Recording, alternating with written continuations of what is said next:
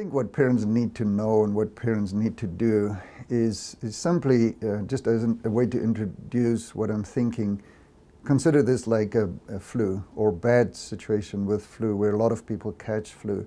So a lot of the advice given to families in the past when there were flu outbreaks, the same advice applies at this particular point in time.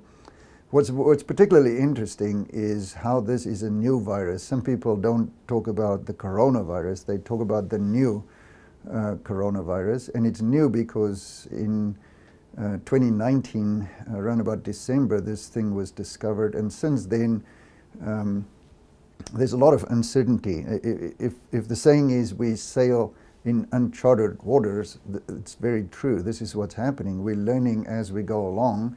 And what we learned so far is that no child under the age of 10 has died from this. It appears that children respond or react to this virus different from older people.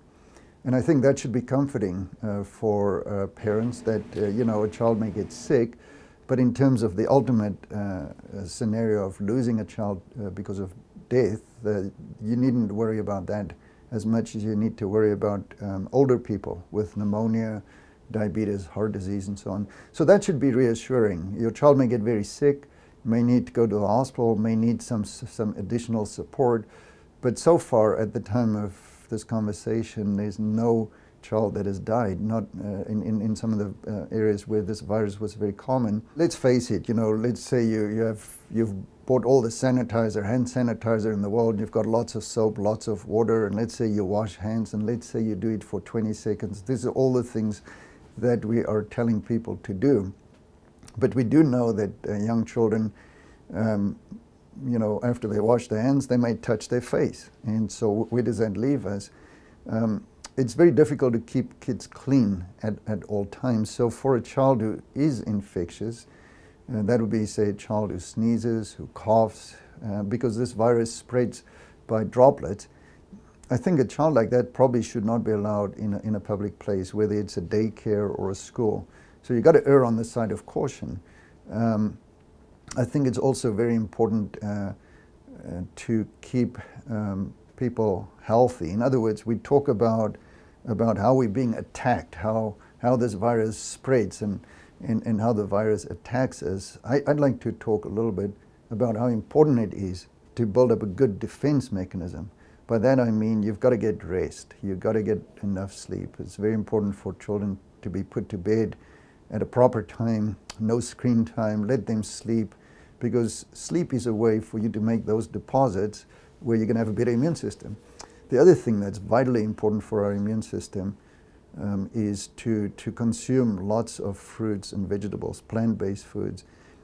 And then I think it's very, very important for parents to not forget that they are role models to the children. So if you keep the kids on your lap or close to you while you're watching the awful news, and some people have told me that they've had enough of this virus, it dominates the headlines, it's time to switch the TV off.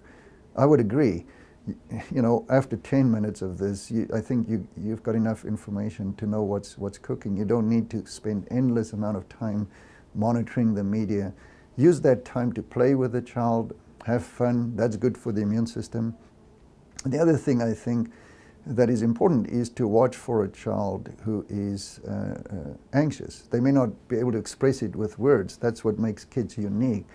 They can express their feelings, but if they are clingy, or they're whiny, or they don't want to sleep in their bed because of something that they saw on TV or heard on the radio, then pay attention. That could be the red flag to say the kid is under a tremendous amount of pressure. And so sit down with your toddler or your preschooler and just be honest.